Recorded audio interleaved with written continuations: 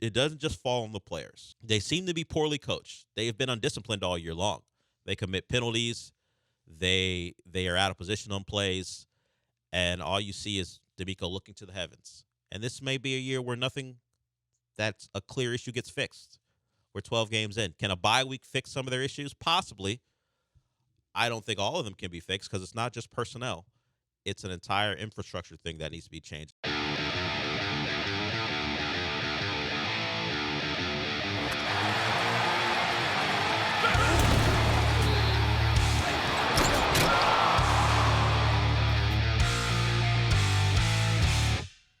I think my biggest issue with this team is they were really wrong about their roster.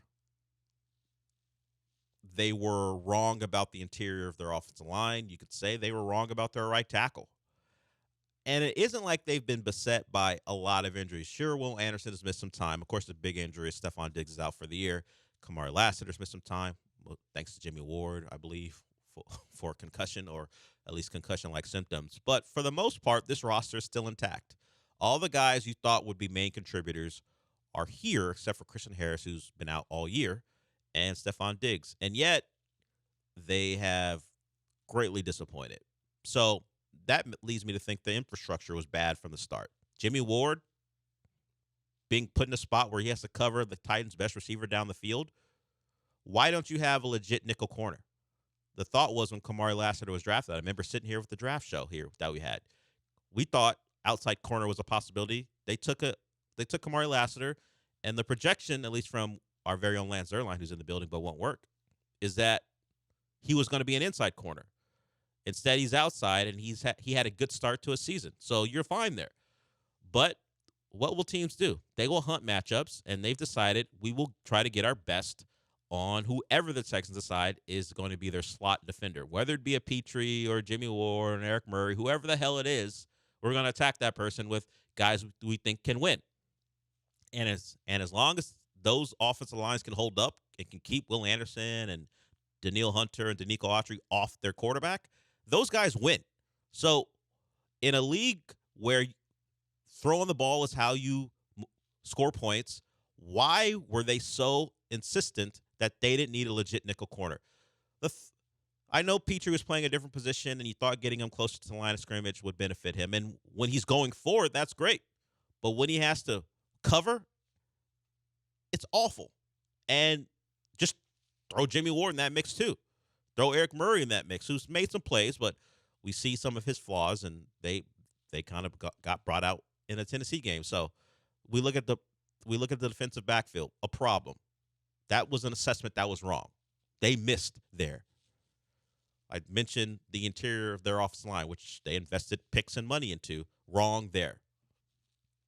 They were right on Joe Mixon. I was wrong. I thought Joe Mixon was pretty much going to be meh. He's been one of their best players, if not their best player, because he's played more games than Nico Collins had. I think the Texans misevaluated their roster, and it's costing them. And then you start to go about their coaching staff. Why is your defensive head coach so insistent on putting guys in positions that they can't handle? Anyone could tell you, don't put Petrie there. Don't put Ward there.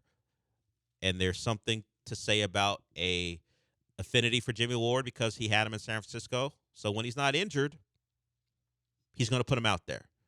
And teams will attack him mercilessly going forward, particularly if they are insistent on not putting an actual cornerback in that spot.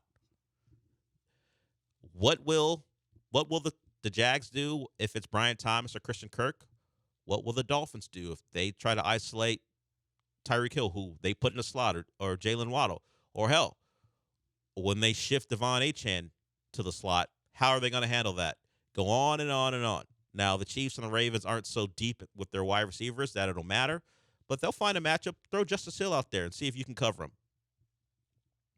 They might move, we know no one's covering. They don't cover Travis Kelce. No one does. So I can't blame them for that. But maybe it's Xavier Worthy who they throw in there because they know the Texans are going to line up a safety and pretty much a box safety on a fast player, wide receiver, and see how it goes. So I think that's my biggest issue with this team so far. And, of course, if your quarterback plays better, some of that stuff gets covered up. But he's not playing better. So you start to pick at the flaws, and you can see them across the roster. And it doesn't just fall on the players. They seem to be poorly coached. They have been undisciplined all year long. They commit penalties. They are out of position on plays, and all you see is D'Amico looking to the heavens. And this may be a year where nothing that's a clear issue gets fixed. We're 12 games in. Can a bye week fix some of their issues? Possibly. I don't think all of them can be fixed because it's not just personnel. It's an entire infrastructure thing that needs to be changed. And this is not me saying, hey, this guy needs to fire this guy. This guy should keep his job. But I don't make those evaluations. It's not my job to fire people. The head coach who's had pretty much all goodwill up until Sunday afternoon, this past Sunday afternoon, is going to have to make those decisions. And of course, if your quarterback starts playing to a standard that he set in 2023, maybe these conversations stop happening, because if he goes on and goes on a run and starts playing great football, you can cover up a lot of your problems. But he doesn't appear capable of that, and that might just be because of how the Texans overall have been built. So my biggest issue, they whiffed on what they thought this roster would be. You think about the league, and guys get banged up and get hurt, you can start to point to rosters and go, okay, this is why this team isn't as good as we thought. They're hurt. The 49ers, for example. Christian McCaffrey's been out a long time, and he's back now. He may not be what he was to start the year because injuries start to pile up. Brandon Ayuk is out. Bosa misses time. Brock Purdy missed time this past week. Trent Williams wasn't available. You can, when you start to look at the roster for the 49ers, I put them in that same realm of contender that's not playing up to the standard. The Texans are a notch below for me as far as contender was concerned, but they're not playing up to their standard either. You can point to the 49ers and go, okay, I get it. Some of the attrition of playing that many games overall over the course of the last 4 years, I don't know if you want to call it a Super Bowl hangover or not, but you can just say they've played. I think the stat is over the last 4 seasons, they've played almost an entire regular season of extra games because of the playoffs and making deep runs. That starts to add up. And no Super Bowls to show for it. Well, that's a Cowboy fan hating, but understood. Yeah, Understood. I know you got a rivalry. Understood. Yes, but that is the point.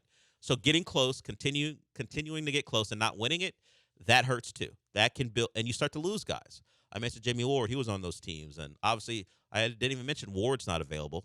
He's had an issue all year for different reasons. So they've I can understand why they're not playing at their best.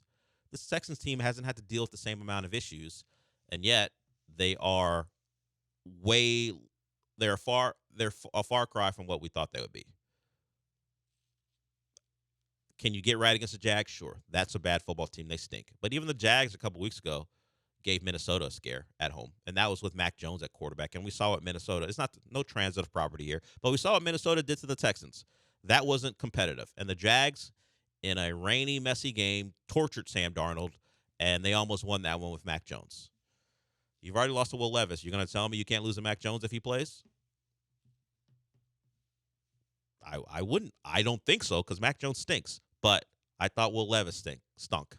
And when he wasn't getting sacked, he was bombing you down the field.